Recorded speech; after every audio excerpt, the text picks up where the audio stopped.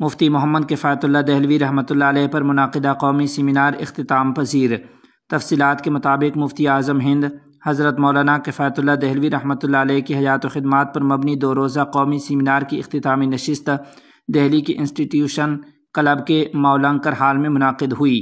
آخری 2 اجلاسوں کی صدارت بالترتیب جمعیت علماء ہند کے نائب صدر مولانا محمد سلمان بجنوری اور دارالعلوم دیوبند کے نائب محتمم مولانا مفتی محمد راشد اعظمی صاحب دامت برکاتہم العالیہ نے فرمائی، جبکہ نظامت کے فرائض جمعیت علماء ہند کے جنرل سیکرٹری مولانا حکیم الدین قاسمی اور مفتی محمد عفان منصور پوری دامت برکاتہم نے انجام دیے۔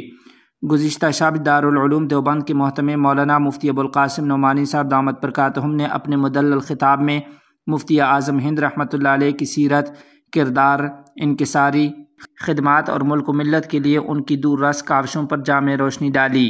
انہوں نے کہا کہ مفتی صاحب رحمۃ اللہ علیہ کی زندگی گزشتہ 100 برس کے ہندوستان اور اس میں علماء کرام کے فعال کردار کا جیتا جاگتا نمونہ ہے۔ اختتامی نشست میں جمعیت علماء ہند کے صدر مولانا محمود مدنی نے خطاب کرتے ہوئے کہا کہ ملک کی تقسیم کے مسئلے پر ہمارے اکابر مکمل طور پر یک زبان اور متفق تھے۔ انہوں نے کبھی غیر مستند بات نہیں کی۔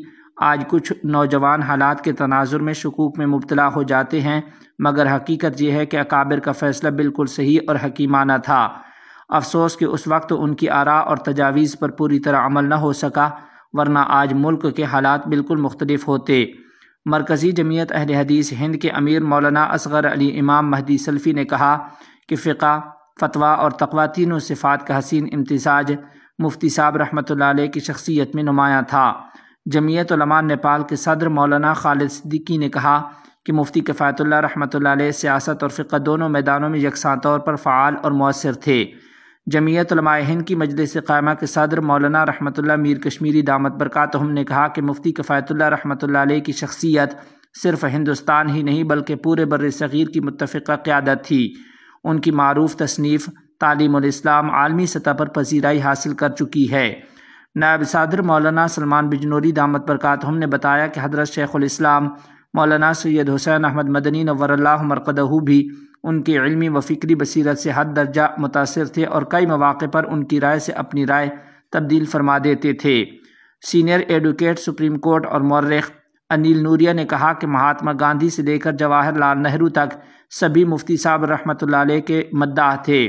معروف مورخ ڈاکٹر واجپئی نے کہا کہ مفتی کفایت اللہ صاحب رحمۃ اللہ علیہ متحدہ قومیت کے مضبوط ترجمان تھے۔ سیمینار میں ندوۃ العلماء کے استاذ مولانا عتیق احمد بستوی، مفتی شبیر احمد قاسمی، مفتی سید محمد صالح، ڈاکٹر قاسم دہلوی، مولانا ضیاء الدین ندوی، مولانا اختر امام عادل، مولانا عبدالحی مفتاحی، مولانا نور الحسن راشد، مولانا ضیاء الحق خیر آبادی، مولانا عرفات، مولانا مسعود احمد، مولانا ذکاوت حسین قاسمی سمیت متعدد علماء و محققین نے اپنے تحقیقی مقالات پیش کیے۔